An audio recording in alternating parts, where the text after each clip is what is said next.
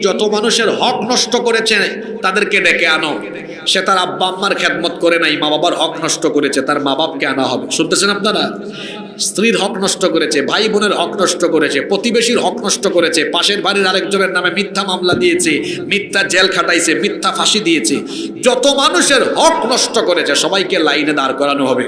আল্লাহ বলবেন, শোনো, দুনিয়ায় তোমরা বিচার পাও নাই, বিচার পাবা কেমনে বলো? সে যা বলেছে তাই হয়েছে, কিন্তু আজ আমি বিচার করব। বলো, এই যে লোকটা তোমাদের হক নষ্ট করলো, তোমাদের ক্ষতি করলো, তোমরা এখন ক্ষতিপূরণ হিসাবে কি চাও?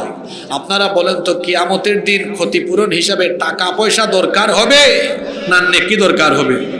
এরা বলবে, আল্লাহ আজকে তো নেকি দরকার, ক্ষতিপূরণ হিসাবে নেকি দেন। আল্লাহ বলবেন, এই তুমি যে এদের হক নষ্ট করেছো, দেখি তোমার আমলনামা বের করো, এদেরকে নেকি দাও। এবার তার আমলনামা থেকে নেকি ট্রান্সফার করতে করতে করতে করতে তার আমলনামা এরকম সাদা খালি হয়ে যাবে, খালি ফাঁকা। পাওনাদারের লাইন এখনো, শুনতেছেন আপনারা?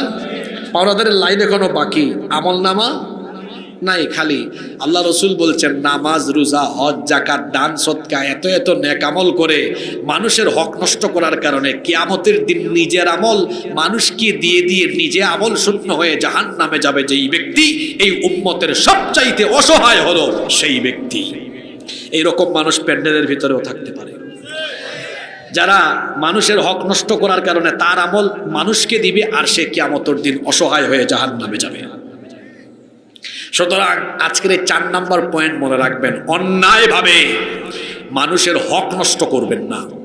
অন্যায়ভাবে মানুষের হক নষ্ট করার বিচার বড় কঠিন। হাক্কুল ইবাদ, বান্দার হক যারা নষ্ট করবে কিয়ামতের দিন এরা জাহান্নামী হবে। আল্লাহ আমাদেরকে হেফাজত করেন। 5 এবং সর্বশেষ পয়েন্ট, পিতা মাতার অবাধ্য হওয়া সগীরা গুনাহ না কবিরা গুনাহ? আল্লাহর নবী বলছেন, আলা উহাদ্দিসুকুম বিআকবারিল কাবাইর, আমি কি তোমাদেরকে বড় বড় কবিরা গুনাহ সম্পর্কে সতর্ক করব না? সাহাবীরা বললেন, বালা ইয়া রাসূলুল্লাহ। আমরা বলি, সাল্লাল্লাহু আলাইহি ওয়াসাল্লাম, অবশ্যই বড় বড় জঘন্য কবিরা গুনাহ সম্পর্কে আমাদেরকে সচেতন করেন। আল্লাহর রাসূল বললেন, সবচাইতে বড় কবিরা গুনাহ হলো আল ইশরাকু বিল্লাহ, আল্লাহর সাথে শিরক করা। এরপরে সবচাইতে বড় কবিরা গুনাহ হলো উকুকুল ওয়ালিদাইন, পিতা মাতার অবাধ্য হওয়া।